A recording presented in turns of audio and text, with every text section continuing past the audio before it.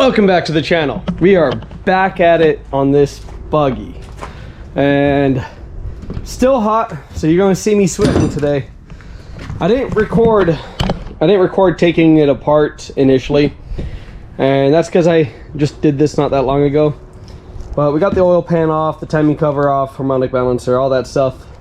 We inspected everything, found that the oil pump had problems. Now I believe that the oil pump is the effect.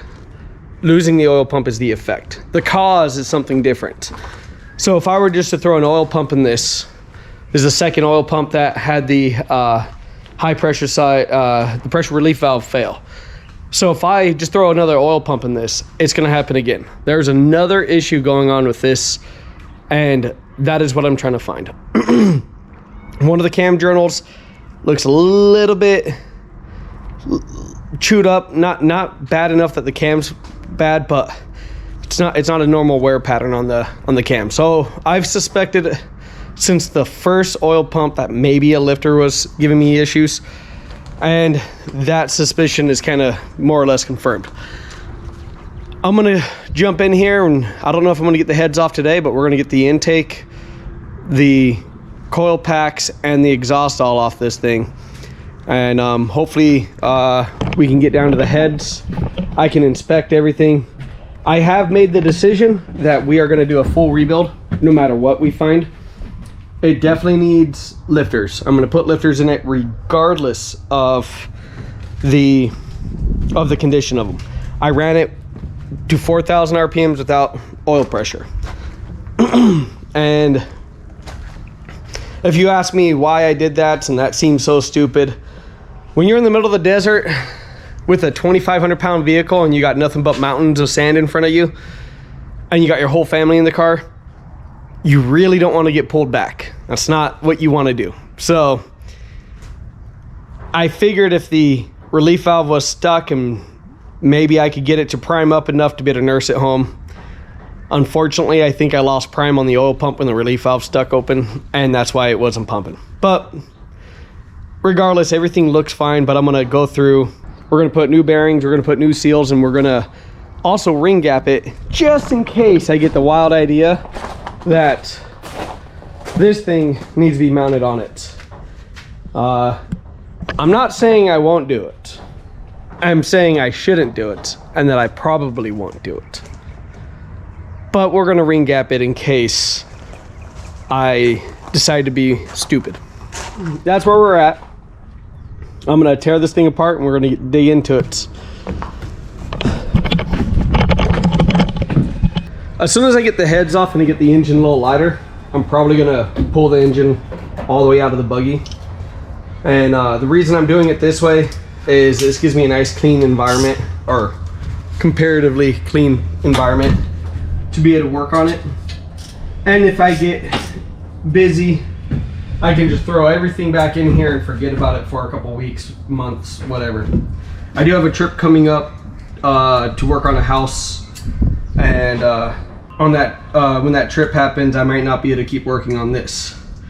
Well, I'll definitely not be able to. I'll be out of town. But if this isn't in a place that I can start to put it back together, I just want to throw everything in here and have it all secure. It does mean it's a little bit more work. It definitely means it's a little bit more work because I got to work around the cage and I don't have it on an engine stand. But I also don't have to pull the buggy in and out to work on it, which is a pain in the ass because the front tires have to go over the ramp. Oh, well, that's not the right size either. Be right back again. Hey, there we go. I did just put these gaskets on these headers, so that kind of sucks that they're going to be toast.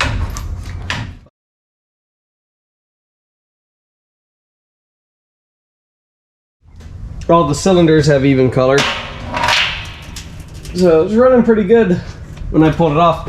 And what's actually nice is that gasket didn't get fucked up. I could reuse it. I don't crush them down too tight, so that gasket might still be good. pop this side off.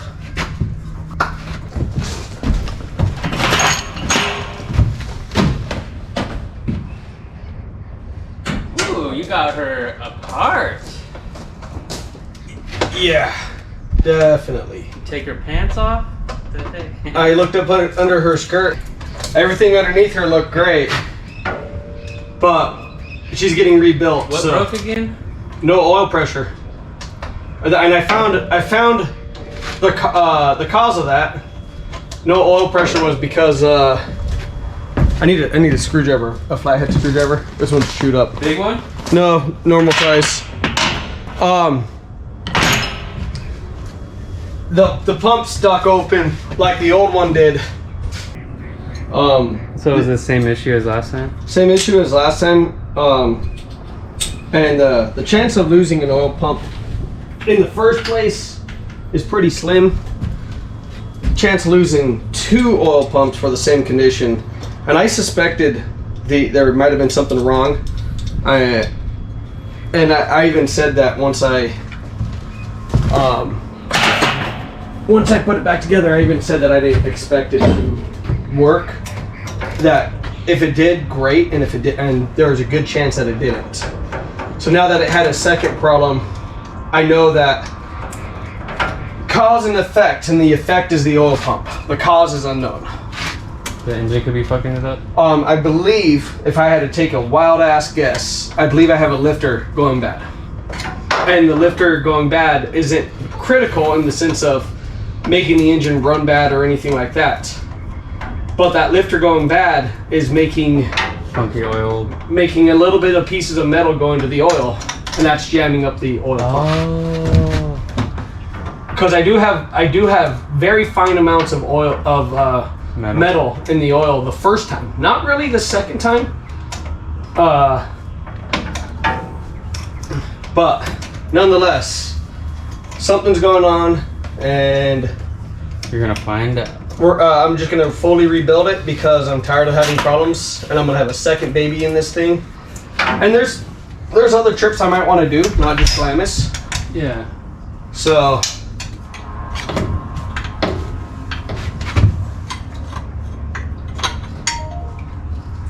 this is all you have to do, huh? You don't have to disconnect it from. Oh, I'm going to.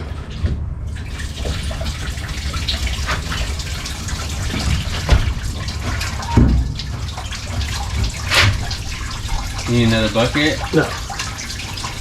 That just transmission? No, it's just coolant. Just from that tube? Oh, I think I connected here.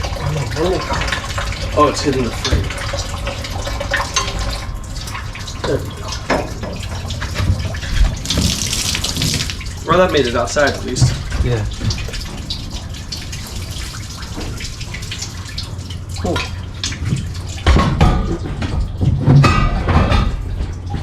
So I'm gonna pull the heads off and the intake off, and then once that stuff is off, I believe we can carry it, and I can unbolt it, and we can drop it down and roll it into the shop. Because for doing the bottom of the motor, it's nice to have gravity working with you. If I unbolt the crankshaft with it like this, you want to flip? It's gonna fucking land on my face. Yeah, and it's 100 pounds. Mm-hmm.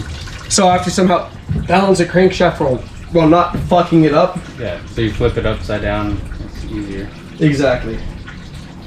So I gotta grab this guy and get this guy tucked out of the way. One of the things we're gonna look at real quick, I'm gonna look at real quick, is under the valve covers. See if I can find a lifter that's loose, and I do notice a little bit of damage to one of the lifters, or one of the journals in the front here, either the first two on this side or the first two on this side. So I know that there's some problems somewhere. GoPro keeps dying. It's too hot. I understand the GoPro. I'm dying too. Okay, I learned from my lesson. On this one, I'm not gonna fucking pull the head off with all the push rods coming out and all that complicated dumb shit that I did. Thought that would save a little bit of time, but almost caused a problem.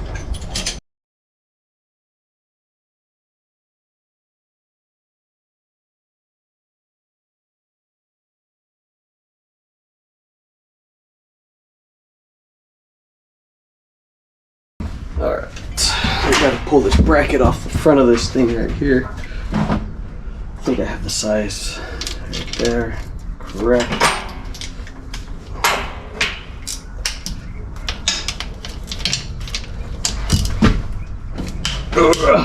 I remember those being tight.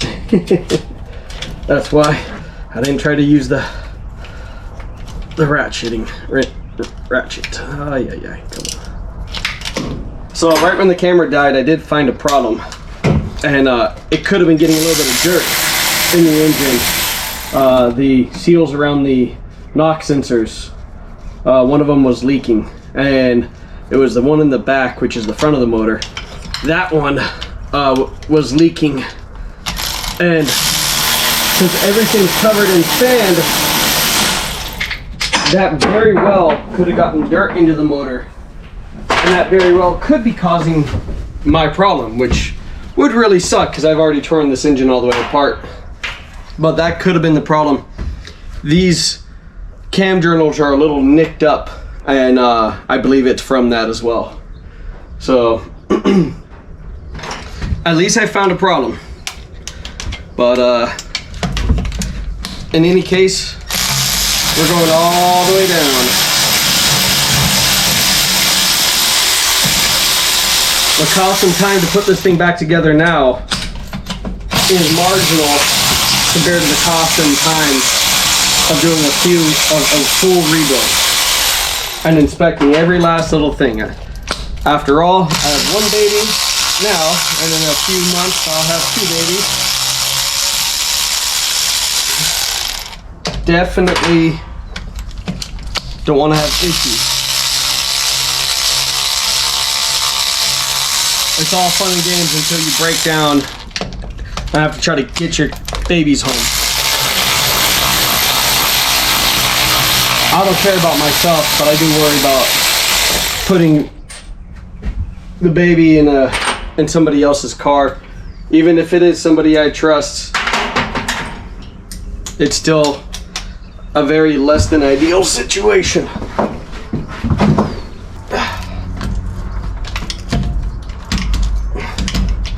Fuck, this ratcheting wrench is getting hot, almost too hot to touch. Poor thing.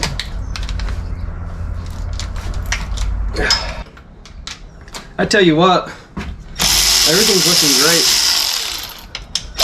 I really think that the problem I'm having was something really stupid. And unfortunately, that means I did all of this work for something stupid. But I get to learn and I get to know that it was something stupid. And there's a price to pay for peace of mind. Now, what there isn't a price to pay of is, where the fuck did I put my magnet?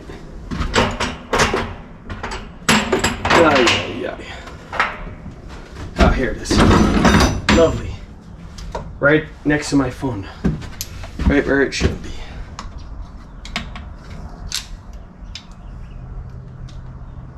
That one's good.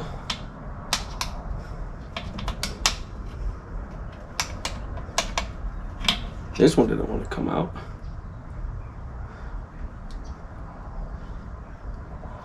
That one seems good.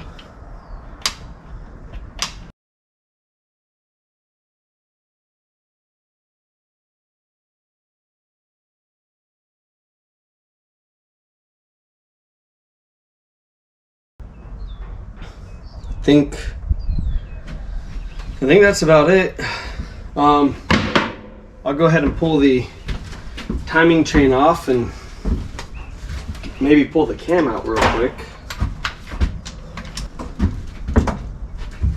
Here.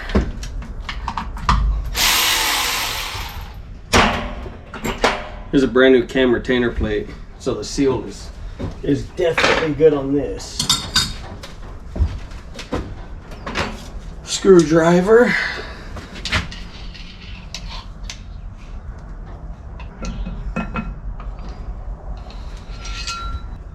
Cam looks amazing. There is some wear on this rear cam journal. So that's definitely a problem. That's definitely something we need to look into.